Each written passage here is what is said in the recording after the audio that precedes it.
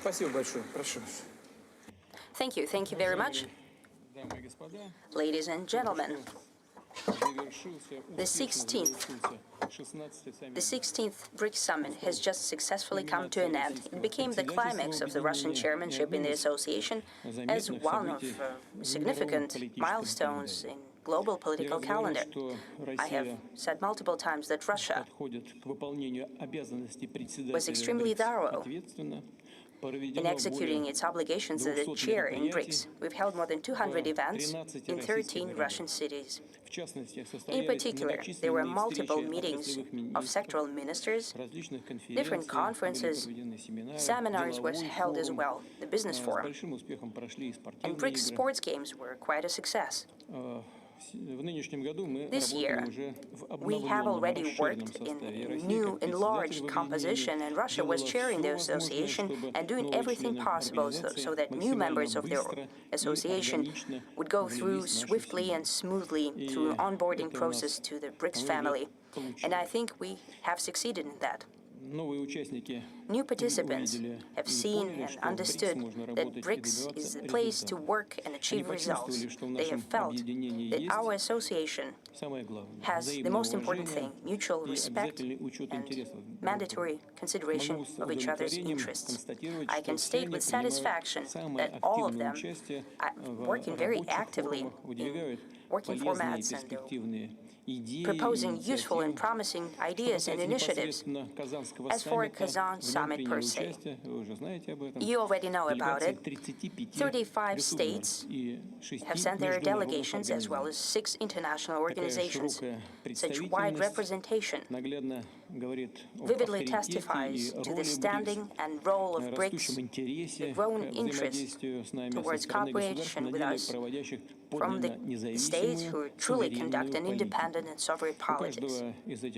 Each of these states have their own path, their own model of economic growth, rich history and culture. It is this civilizational diversity in unique combination of national traditions is the source of power and tremendous potential for cooperation, not only within BRICS, but also in that wide circle of like-minded countries which share goals and principles of our association.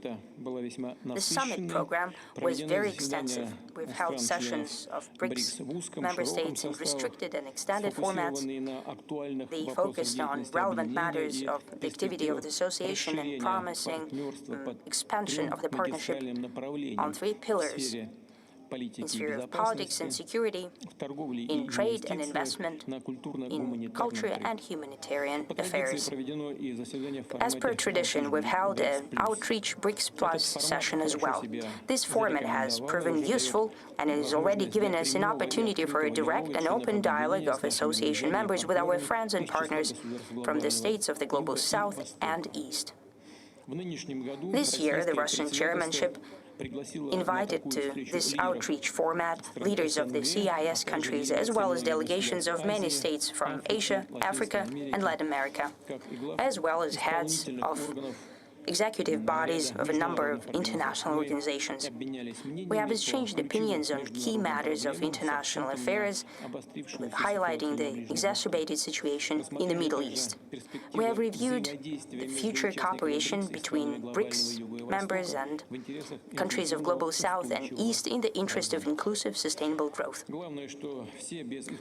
It is important that all sessions and events, without exception, that I have just mentioned, were held in traditional BRICS spirit, in business-like and open manner, in atmosphere of mutual understanding. Such a constructive approach towards joint work has allowed us have a thorough discussion throughout 3 days of the most wide spectrum of issues. At the summit, the Kazan Declaration of BRICS was adopted, and it sums up the discussions that were held. We believe that this is a comprehensive and composite paper with a positive agenda aimed into the future. It is important that it confirms the commitment of all of our states to building a more democratic, inclusive, and multipolar world order based on international law and the UN Charter. It enshrines the overall commitment to counter the use of illegitimate sanctions and attempts to undermine traditional moral values. BRICS states are committed to deeper partnership in financial sphere. Will continue to have better interbank communications and create independent from external risks mechanisms of mutual settlements in national currencies. I can highlight that throughout the summit, we and colleagues have thoroughly discussed ways of joint efforts to stimulate investment in order to further economic growth in BRICS countries as well as in the global south and east countries. We'll continue to do that through the new development bank and its president, Madam Dilma Rousseff. Russia has proposed to extend Brazil's chairmanship in that bank, and the mandate of the president of the bank, Madam Rousseff, with an understanding that this year Brazil is chairing G20 and next year it will be taking over the baton of the chairmanship in BRICS.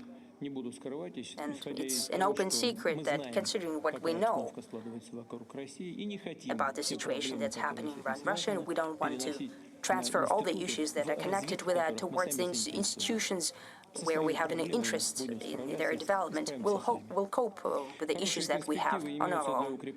There is good promise for a stronger sectoral cooperation, implementation of new projects in industry, energy, logistics, high-tech, and many other key spheres. Naturally, for greater interaction between our countries in culture, science, sports, between youth and civil societies. In Kazan, we have confirmed that BRICS is not walling itself off from the rest of the world. It is open for everyone who shares BRICS values, and its members are prepared to jointly look for solutions without dictate from outside or attempts to impose some narrow approaches by anyone. BRICS cannot help but respond to greater demand in the world for such cooperation. Therefore, we have dedicated special attention to the matters of possible BRICS expansion through the establishment of a new category, partner states. These days, leaders and members of delegations communicated with each other quite a lot, informally as well. There are plenty of bilateral contacts and conversations that took place. Our delegation tried to hold meetings with the leaders of the majority of participating states. Ladies and gentlemen, the summit has come to a close. I would like to thank yet again all colleagues who have traveled to Kazan. Thank you for your input in our overall work. I would like to highlight, and I think it was quite a significant contribution. Throughout our chairmanship, we have felt vibrant support from our partners. It is important, especially since it's not coming to an end with our summit. There are plenty of important events slated till the end of the year. As I have already said, next year we're transferring the baton of chairmanship to Brazil. Naturally, we'll provide every aid to our Brazilian friends. We'll cooperate with them. We'll continue close coordination with all BRICS partners in the interests of furthering our cooperation within our association. I would like to use this opportunity. I would like to genuinely thank the leadership of Tatarstan Mayor's Office of Kazan. Thank you for hospitality and every effort to make our joint work convenient. I would like to apologize to citizens of Kazan for certain inconvenience that they have come across. Movement of motorcades, closing off of certain highways and so on. But I'd like to assure you that these trials and tribulations were not in vain. I would like to thank you for making ourselves feel at home. Thank you so much. I would like to apologize. We cannot have a very long conversation with you responding to your questions for the fact that I have several bilateral meetings. I have 7 or something of that kind. So I cannot make my colleagues wait. Still, if you have any questions, please go ahead. Let's go. Do it as swiftly as possible. First channel, Russian TV. Over to you, please. Anton Vernitsky, First channel. Mr. President, could you dwell a little bit on the financial cooperation between the BRICS countries? Have you discussed the joint investment platform? Have you also discussed setting up an alternative payment system? Have you discussed an alternative to SWIFT? Thank you. As for SWIFT and for an alternative to SWIFT, we're not setting up any alternative to anything.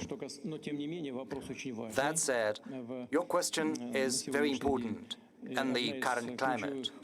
One of the key issues is the issue of payments and settlements, and that is why we are pursuing the track of using our national currencies, which is well known. As for settlement structures, we are using a Russian system for exchanging financial messages, which has been developed by the Bank of Russia. Other BRICS nations have systems of their own, and we're going to use them, and we are already using some of them, and we're going to pursue this path further. But if you are asking about a separate joint system, we are not going there yet. What we have is sufficient for now. We only have to make timely decisions at the administrative level. This is yet another issue that we have discussed with the colleagues, and we will continue along this path. Second row, please, this sector, yes. Let's move on. And please introduce yourself. RIA Novosti, Ilya Uzhorov. Mr. President, the Kazan Forum is the first time BRICS meets as not as 5 countries, but as an association with an expanded geography, and there are discussions about further expansion, and many countries have expressed their willingness to work with BRICS closely, and there is also the partner nation, another status which is currently being worked through. So what is the current message that the BRICS Summit in Kazan gives to further BRICS expansion? As I've said, there are many countries that are showing interest in working in this format. 35 countries have taken part in the events in Kazan, and we have agreed with our partners that on the first stage, I'm talking about a potential expansion, we are going to agree on a list of partner countries, and we've agreed upon such a list. And some of the countries that have taken part in these events today and yesterday have handed over their proposals to us with a view to participating as a fully fledged members in the BRICS Association. So this is how it's going to develop further. We are going to send out invitations and proposals to future partner nations, proposing that they should participate in such a capacity in our association, and once we have a positive response, we will announce who is going to be on this list. It would not be proper for us to do that, to publicize that, until we have received some feedback, even though almost all of these countries have sent their proposals and requests in the past. Izvestia, I think, yes, this sector, one of the last rows. Yes, Viktor Sinyok, Izvestia News. We are aware that during your many bilaterals, you've broached the subject of the conflict in Ukraine. So what is the vein in which you have discussed what is happening in the special military operation zone, and what do you think is the attitude of your partners towards that? Has there been any support voiced for our country? Everyone is determined that this conflict should come to an end as soon as possible, and preferably through peaceful means. You're aware that the People's Republic of China and Brazil have come up with an initiative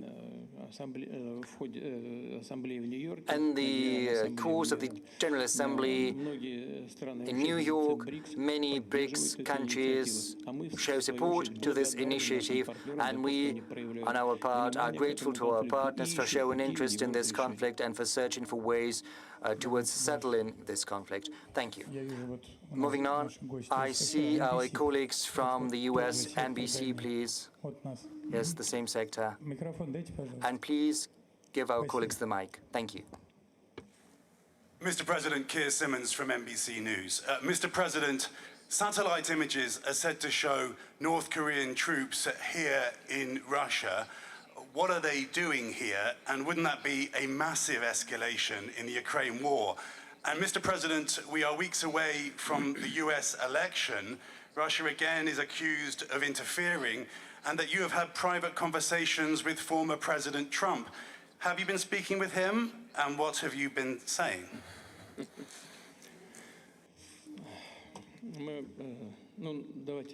Well, let me take up first the first part of your question.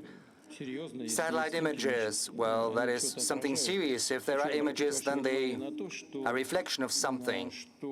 I would like to draw your attention to the fact that it's not the Russia's actions that have led to an escalation in Ukraine. Rather, it is the coup d'etat in 2014, which was supported first and foremost by the US. The US has even publicly announced how much money it has spent back then to organize and orchestrate this coup d'etat. Wasn't that the path to escalation? And then for 8 years, we were being duped when we were being told that everyone wants to achieve a peaceful settlement to the conflict in Ukraine via Minsk agreements. You have probably heard afterwards a number of European leaders have said publicly that they had been duping us because they had been using that time to rearm the Ukrainian troops. Isn't that a fact? It is.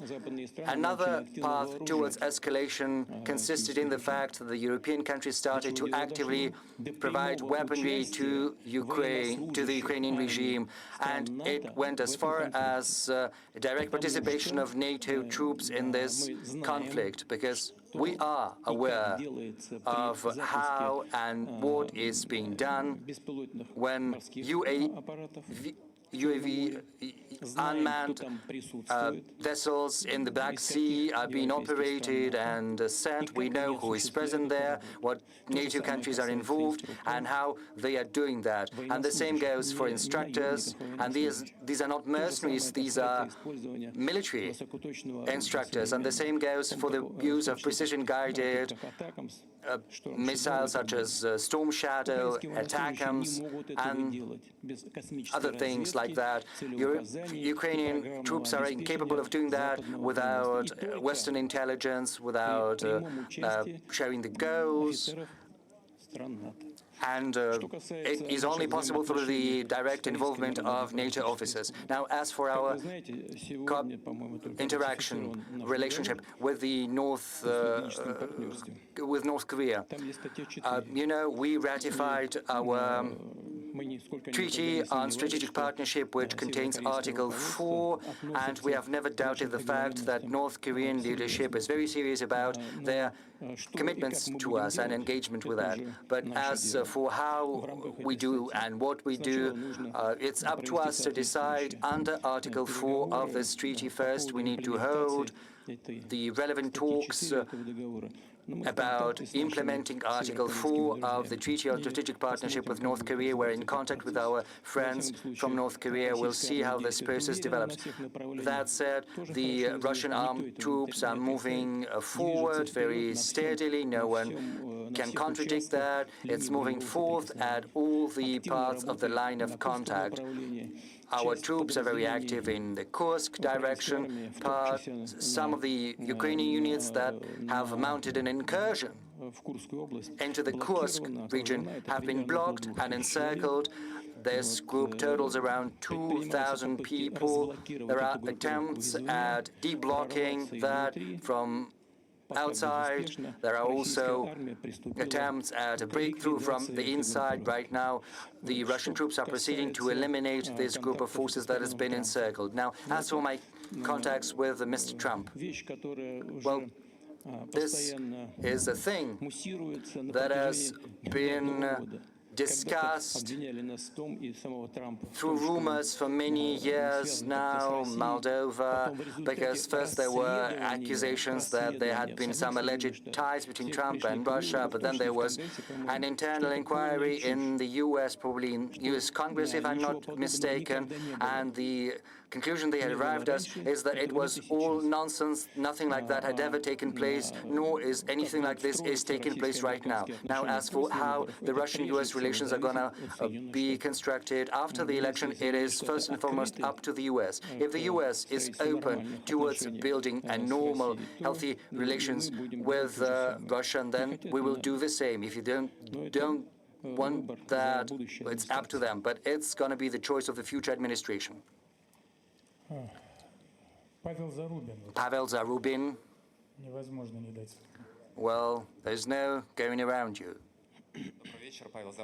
Good evening, Pavel Zarubin, Russia TV channel. If you don't mind, as a follow-up to the previous question, former President Trump and now the one running for president, he said that during one of the previous conversations he was threatening you with a strike against the center of Moscow. So is there any chance that anyone can menace you like that?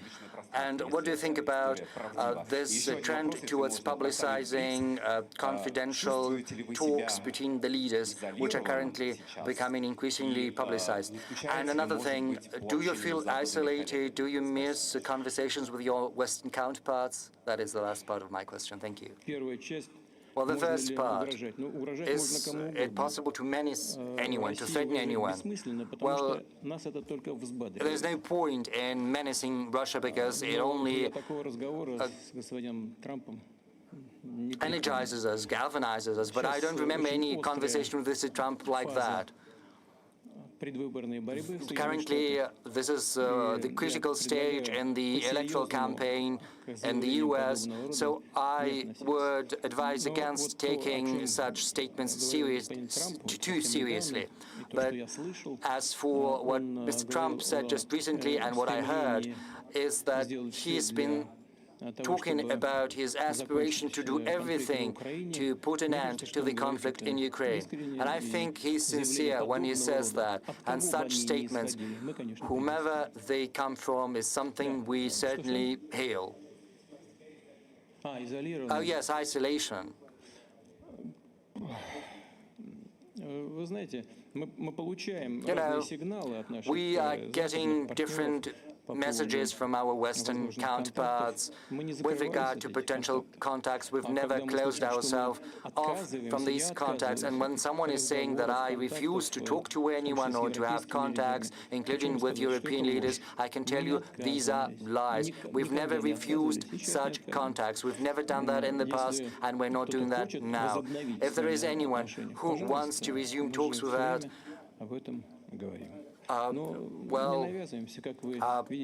we sing everywhere, all the time that we're open, we're not trying to impose on anyone. You know, we live and we develop. Our economy is growing. Last year, our growth was 3.4%, 3.6%. This year, it's going to be 4%, maybe 3.9%. The Eurozone economy is currently teetering on the brink of recession. The US is demonstrating some growth at 3.1%, 3.2%, which is a good figure, but still there are a lot of problems in the American economy. There is a big deficit in most important parameters, a deficit of external trade, of payment balance, and also there is an enormous debt at several dozens, trillions, if I'm not mistaken. But it's best if we do not have a conflict with one another. Rather, we should think how we could address all of these issues together. Let's have two more questions, and then we'll wrap up. Our colleagues from Africa, this sector, please. Mike here is the center of the sector.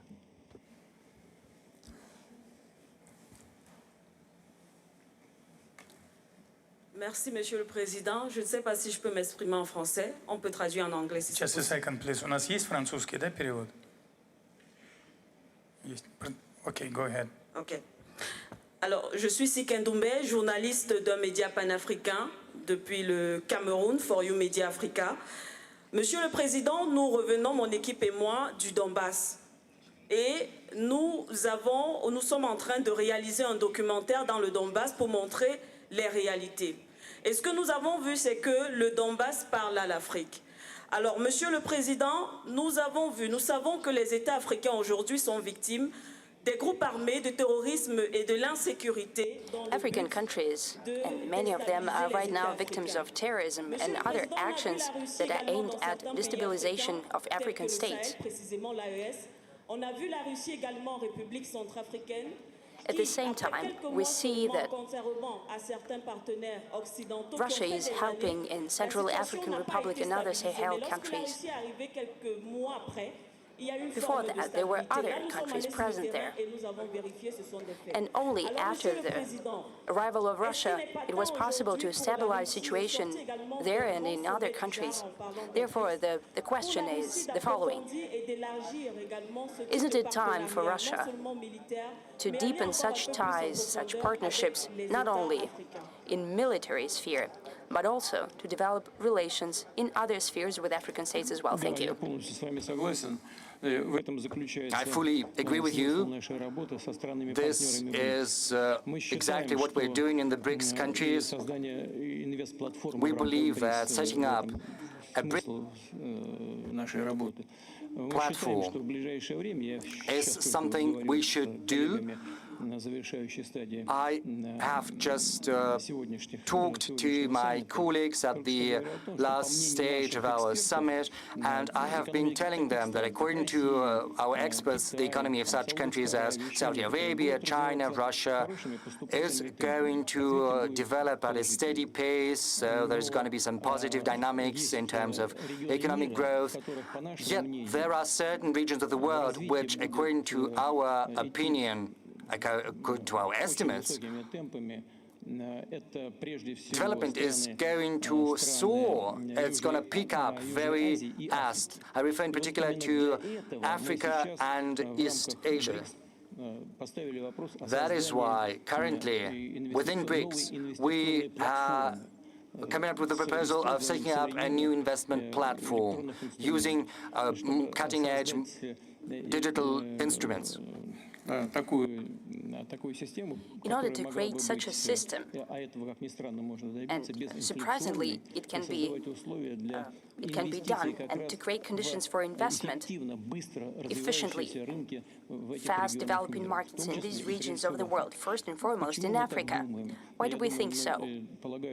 I believe that many would agree with me. There are several reasons for it. Number one, these countries have fast population growth.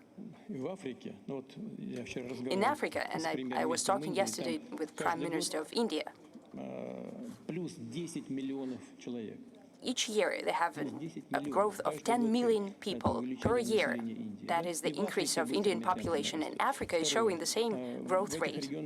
Second, these regions of the world have a rather low level of urbanization right now, and it will increase, that's for sure. These countries will try to achieve and catch up to the life standards of what they have compared to possibly to other regions of the world, including with Europe. All of that, as well as a number of other factors, are telling us that the growth rate, and there will be also capital accumulation that's already happening. All that tells us that these regions of the world deserve special attention. Therefore, we with colleagues are talking to each other, and we're trying to create a working group based on using the basis of New Development Bank in order to create the mechanisms of efficient and reliable investment in these countries. And I think that everyone would win from that. Those who invest and those who would be invested in, because that would mean the creation of new production facilities that would provide revenue and income from the investment. For that, we need to create instruments that would be independent from external risks. First and foremost, political changes. I believe it can be done. That's the path that we'll follow. Thank you very much for this question. That's a very important question. Now, moving on to the final question of today, I would like to give the floor to BBC. A rare guest these days, Steve Rosenberg. BBC, wearing a hat or something? I've read the outcome declaration of BRICS, and it speaks about the need for global and regional stability and security and a just world. And the motto of Russian chairmanship in BRICS includes such ideas, I believe, justice and security. But how does it come together with your actions over the past 2.5 years, the intrusion of Russian troops into Ukraine? Where is justice, stability, and security in that? Security of Russia as well. Because before the beginning of a special military operation, there were no drone attacks against Russian territory, no shelling of Russian cities, no foreign troops occupying Russian territories. It wasn't there at that time. The second thing, how does it come together with a statement of British intelligence, a recent one, that Russia has set a goal for itself to start chaos on the streets of Great Britain and Europe with arson and sabotage? So how does it come together with that? I'll start with Russian security, because for me, that's the most important thing. You spoke about drone attacks and so on. Yes, indeed, we didn't have that, but there was a much worse situation, and it was that we received, as a response to our constant proposals, they were very insistent proposals with the Western countries, we were always being told where is our place is, and I can tell you that for sure. So it seems everything is very nice at the surface, but in principle we're always shown where we're supposed to be. And in the end, where we were supposed to be would lead us to falling back of Russia, of sliding to the second-tier countries, which are only serving the purpose of commodity markets, of appendages, with a loss to a great extent of our national sovereignty. And Russia could not develop, and moreover, could not even exist if it cannot exist if it loses its sovereignty. That's the most important thing. And the way Russia could step out of the situation to strengthen its sovereignty in economics, finance, and military affairs means our security. That means that we create the conditions for its successful development in the future as an independent state, self-sufficient and a fully fledged state. And the partners that we have in BRICS that respect independence of Russia, respect our traditions, and we treat our partners the same way. Now, as for justice, in development and security, right? Did I write it down right? Yes, okay. Look, I have certain notions about that, and I'll try to answer your question. So my ideas are the following. What is justice in terms of development? Look, recent events during the pandemic of COVID-19 showed us what happened. I would like to point your attention to this, as well as the attention of all other media as well. At that time, the United States have conducted an issuance of about $6 trillion in bonds. And in Eurozone, they printed about $3 trillion. They've thrown all this liquidity to global markets, buying everything up. First and foremost, food, medicines, and vaccines that are now being destroyed en masse because their issue date, the expiration date is already passed. That led to inflation, food inflation around the world. So what the leading economies of the world did, they abused their exclusive position in global finance, both of dollars and euros. They've printed all that money, and they've vacuum cleaned the whole market of all most necessary goods. You're consuming more than you're producing and earning. Is that just? We don't think so, and we want to change the situation, and that's what we are doing in BRICS. Now, as for security in general, as for Russian security, I have already said it. I know what you're saying, but is it just in terms of security that for years our permanent appeals towards partners have been ignored? Our appeals not to expand NATO to the east, is it just to lie to our face, promising that there will be no such extensions, and then violate their obligations and do that? Their promises and do that? Is it very just to get into our underbelly? Is it just to get to Ukraine and start building, not just preparing to build, but building military bases? Is that just? Is it just to conduct a coup d'etat that I've just spoken about, responding to your colleague's question, disregarding international law and all principles of international law and the UN Charter, financing a coup d'etat in a different country, here in Ukraine, pushing the situation towards development into a hot phase? Is it just in terms of global security? Is it just to violate the obligations that they have within the OSCE when all Western countries have signed a paper according to which there is no security of one country at the expense of another? We told them, don't do it. It violates our security, this NATO expansion. Still, they did it. Is that just? There is no justice here, and we want to change that, and we'll achieve it. What was that? The statement about the British intelligence, that Russia is wreaking havoc on the streets of Britain. Well, listen, thank you. Thank you for reminding me about this part of the question. Well, this is complete nonsense. You see, what's happening in the streets of certain European cities is a result of domestic policy of those states. We know, and I have already told you about it.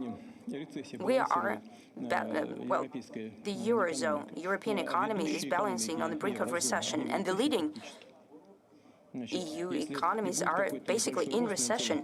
If they even show 0.5% growth, thanks to the South that doesn't have great industry through tourism and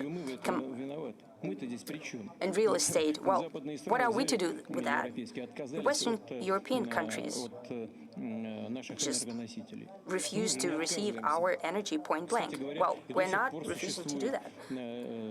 Still, there is one line of Nord Stream 2 that runs on the bottom of the Baltic Sea. They should just press the button and the gas will run. But they do that for political reasons. And their main partner, I don't know for what reasons, has created conditions when great sectors of German economies are moving to the US because the authorities there are creating better conditions for businesses. And primary commodities are 3 times cheaper or even 4 times cheaper than in Europe. Different conditions of taxation and so on. This is deliberate action, but how are we implicated in that? So that causes a certain response. The level of life, the standards of life are decreasing. It is very simple. These are statistics coming from the European countries themselves. But how are we implicated in that? Well, you know what we say in Russia?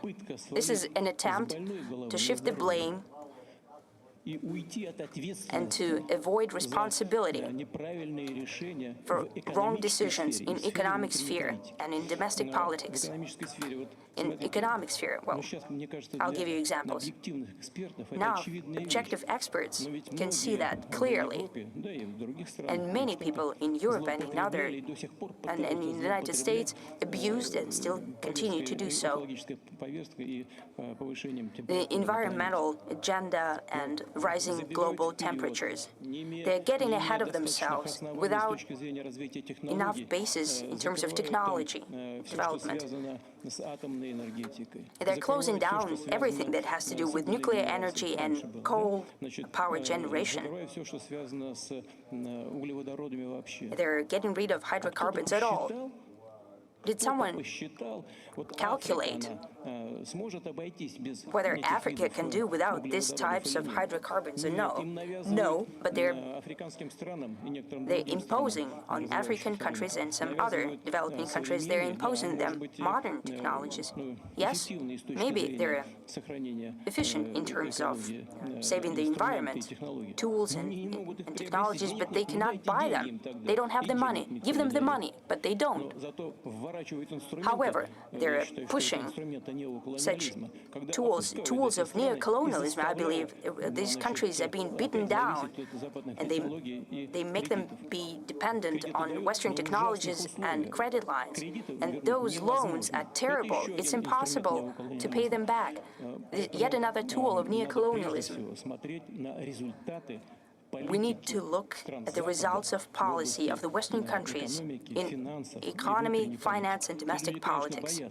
And naturally, people are afraid of exacerbation of global situation that has to do with escalation in different conflict zones in the Middle East, in Ukraine. But we are not the ones doing the escalation. It's the other side that's always doing this escalation, but we're prepared for that. Think about it. Are those countries who are doing that, are they prepared for it? We have several more minutes. If you would allow, a final question from Russian media from Tatarstan. Hold on a second. We'll go through sectors 1, 2, 3, 4, and 5, okay? Let's start with the left sector.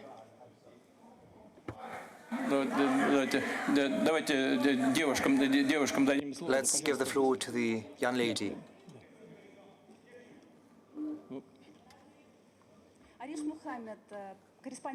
Arish Mohammed, Sky News Arabia, the UAE, Moscow Bureau.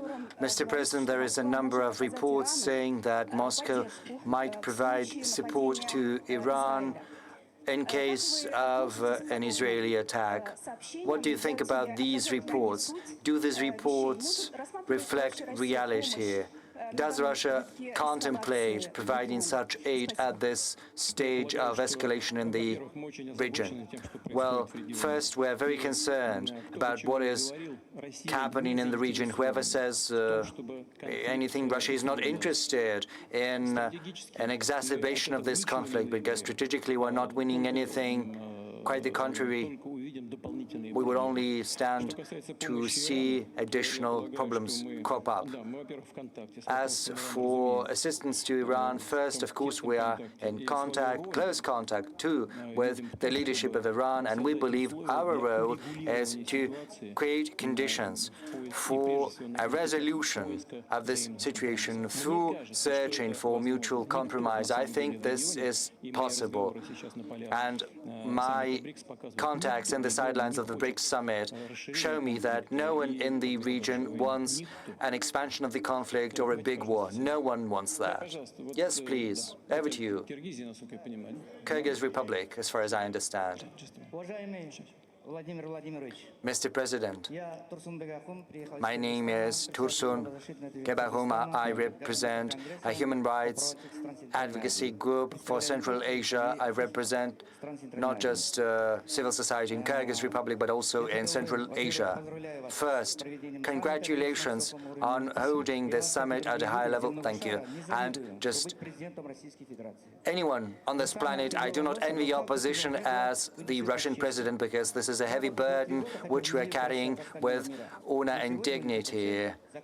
Right now, the Western countries wanted to weaken Russia, but they have failed, and this is testified to by the BRICS Summit, by the coming of UNSG Antonio Guterres and other international organizations. This year, Kazan is hosting historically important events. The multipolar world is emerging victorious. You have discussed difficult issues such as the Middle East. Despite the UN resolution, Israel flouts the resolutions. The UNSG has been declared persona non grata. There's been also a strike carried out by Israel. Right now there are reports that Israel is preparing to bomb nuclear and energy facilities of Iran. So my proposal is as follows. Shouldn't BRICS countries under the leadership of Russia should give a proper response to Western nations? Should they support Israel in a Western aggression against Iran and help Iran, Palestine and Lebanon, because only then will we be able to put an end to the impunity of the US in the Middle East. And another thing, right now the West is castigating and lambasting you, saying that President Putin refuses to engage in talks, but before that you put forth certain conditions and terms before the summit organized by Zelensky. What are your terms now? Have they remained unchanged? Thank you. Well, let's show some respect to others. Thank you very much. Thank you. Да вот только что коллега спрашивала по поводу наших отношений с Your colleague has just asked us about our relations with Iran, about our willingness to provide assistance. Let me say the first thing with regard to the situation in the Middle East. I said that I think there is not a single person in the Middle East whose heart does not bleed when he or she sees what is happening in Gaza. More than 40,000 people died there, and most of them are women and children. So our assessment there is well known, and we have been saying for quite some time what the resolution of that is. The only way forward is to remove the root causes of this situation, and the main root cause is the absence of a fully fledged state of Palestine. All the UN Security Council decisions with that regard should be observed and implemented. We have to work with all the participants of the process to prevent at all costs the exacerbation and the expansion of the conflict. We should also work with Israel. We have to admit Israel has suffered a terrorist attack in October last year. So we have to go around that in a calm fashion. We have to analyze everything accurately, but we should not condone disproportionate responses to such terrorist attacks. That said, we have to work with everyone and seek a lower level of confrontation. We need to decrease it, and in Lebanon in particular, I think on the whole it's possible, but we have to be very cautious. Well, I'm afraid to say too much because any ill-spoken word could harm the process. But on the whole, I would like to thank you for raising this issue because it is of the utmost importance. Now, as for our talks with Ukraine, I said that on multiple occasions. We are grateful to the President of Turkey, President Erdogan, in the past. He provided us with a venue, with a platform for talks with the Ukrainian delegation in the course of that negotiating process. In late 2022, we arrived at a potential draft peace agreement. The Ukrainian delegation initialed that document, which means they were happy with that, but then they reneged on the deal, and then assistant to President Erdogan phoned from New York saying that there are new proposals. They asked us to consider them, and I gave my green light. I said yes, okay. On the following day, the head of the Kiev regime said that they were not going to engage in any talks with that, and we told Turkey, thank you for participating, but first you have to deal with your clients. Do they want that or they don't? Let them say that straight to us what they want. But as far as I understand from their parliament, another plan has been voiced, not about a peace, but about a victory. Now, as for victory, when they were trying to mount a so-called counteroffensive, they suffered losses of 16,000 people, if my memory serves me right, irrecoverable losses, and century losses as well. Over the recent months in the Kursk direction, they've suffered even more losses, 26,000 people, both irrecoverable and medical losses, and also heavy losses of weaponry and equipment. Last year, they lost 18,000 units of military equipment. Right now, 1,000 more. By 1,000 more, they've lost many tanks, maybe fewer tanks this time because they're using them less frequently. I'm not sure about these figures, but I think they are right.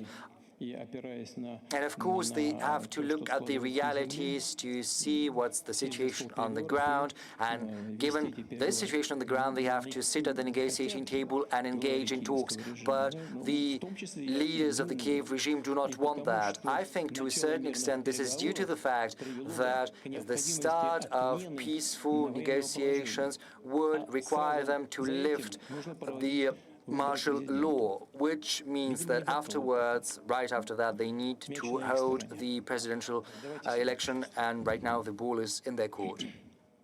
Let's move to this sector, please. Good evening. How far are you willing to go, Mr. President, to put an end to the war in Ukraine, and how far are they willing to go? I've just told you, haven't I? We're willing to consider any options of peaceful agreements based on the situation on the ground, on the realities. No more, no less. Yes, yes. Over to you, please. Go ahead. Thank you, Mr. President. Saudi Arabia, Center for Russian Arab Research. If you don't mind, I'll ask my question in Arabic. BRICS has probably left in the past the stage when it was only a platform. Can we call it right now a centralized? No, we don't have Arabic translation right now. Yes. Идет перевод? I beg your pardon. I'm sorry, yes, there is interpretation. I think that the current stage of BRICS requires a centralized administrative body for BRICS to turn into a center for managing contacts between the countries across the world. Say the country that is currently chairing BRICS is going to be replaced tomorrow by another country which might turn out to be less efficient or less careful about what it's doing. Secondly, Russia would like to build such a mechanism for working with its partners. Maybe this new development bank could work with other banks and similar institutions in other countries. Doesn't it mean that right now we need to set up funds for mutual investment? And last but not least,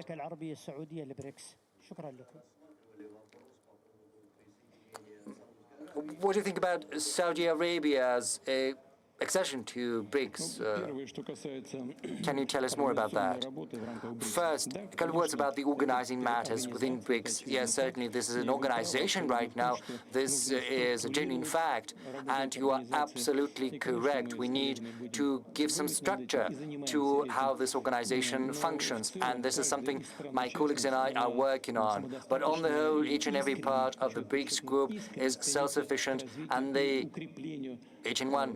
everyone sincerely strives for deepening ties within this association, so I do not expect any lapse in how the organization is functioning. At the same time, we would hate it for the organization to be mired in red tape. We would hate it there to be bureaucrats popping up who are going to drive luxurious cars, spending money right and left, earning exorbitant sums with no one knowing what exactly they are doing. But you've said aptly that we need to provide some structure, some framework to how the organization functions. You said that there is this new development bank. Yes, we've set it up. It has already funded 100 projects to the tune of 33 billion US dollars.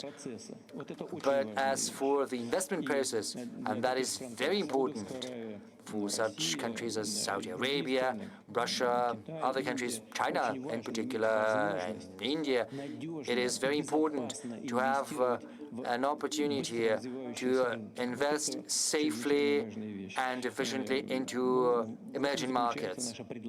And this is precisely the essence of our proposal, aimed at setting up an investment platform. Now, as to Saudi Arabia, we're in good contact with our good friend, His Crown Majesty the Crown Prince, and we also have very good relations with His Majesty the King of Saudi Arabia. This event here was attended by our friends, the delegation from Saudi Arabia. We hope that these contacts are going to develop further. This sector. Yes, please, young lady over there. Yes, go ahead. I do not see what's on the placard. If you don't mind, I'll ask my question in Portuguese. My name is Bianca. I'm a global news journalist from Globo, which is the principal TV network in Brazil. My question is about Venezuela. Yesterday, you thanked President Nicolas Maduro for all his effort, in particular for his participation in BRICS. But Brazil is against that. So I would like to ask you which side Russia is on. Is there any chance Venezuela joins BRICS even against Brazil's will and wishes? Another thing, you thanked Brazil and China for coming up with the initiative aimed at finding a diplomatic solution to the conflict in Ukraine from 1 to 10, on a scale from 1 to 10. What are the chances that this plan is going to be a success? I mean, the plan on Ukraine. And what would you find absolutely inadmissible?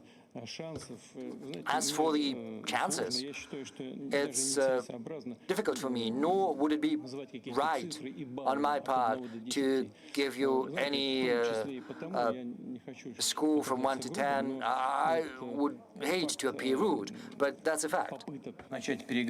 These attempts to start negotiations later, going back on their word, well, I've just said that the High Representative of Turkey called us from New York directly.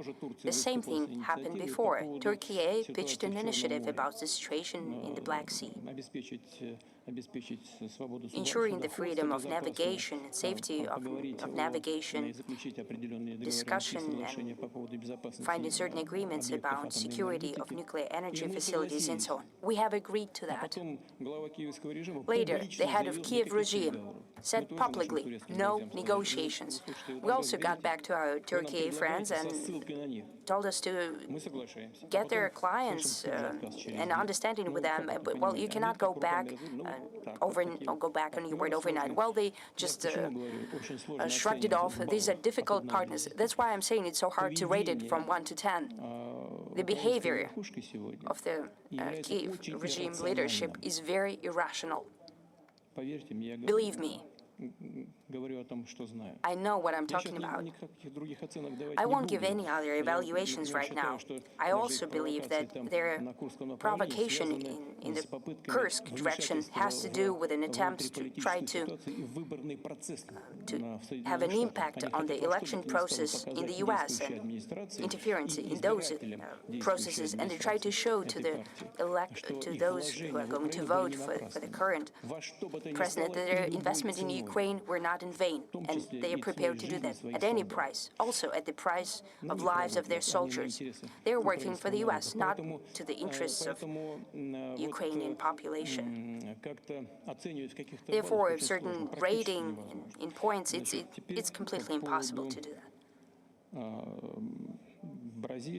Now about Brazil and what Brazil thinks about what's happening in Venezuela. We know Brazil's stance. Our positions do not coincide with Brazil on the matters of Venezuela. I'm saying that openly. We've spoken about that on the phone with the day before yesterday with the President of Brazil. I have very good and I believe friendly relations. Venezuela is fighting for its independence, for its sovereignty.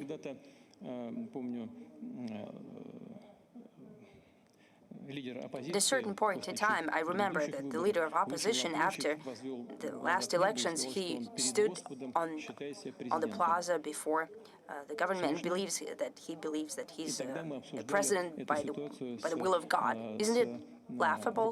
Would have discussed this situation with the leadership of the U.S. Well, they've supported that opposition leader. They continue to do that. Well, they just shrugged it off as well. They smirked, and it's clear that it's ridiculous. Any person can raise his eyes to the overhead and say that he's a pope or something like that. Well, it cannot happen like that. There are certain electoral procedures. Go run in the vote. We believe that President Maduro ran fair and square. He founded a government, and we wish him and his government every success, as well as to the Venezuelan population. But we truly hope that Brazil and Venezuela have a bilateral discussion and find a solution to their bilateral relations. I know President Lula, a very honest person with integrity, and I'm sure that that would be his stance, using an objective stance, and he will treat this situation objectively. He asked me to give some words to President of Venezuela during our telephone conversation, and I hope that the situation will even out. As for adoption of Venezuela or any other state to the ranks of BRICS, I would like to say that it is possible only with consensus. We have a rule of consensus. In order to adopt new candidates to the organization, to the association of BRICS, we need an agreement of all participants of this group. It's impossible to do this step without consensus. Thank you very much. Thank you. Please don't be cross with me, but my colleagues, my counterparts are waiting for me for bilateral meetings. Thank you.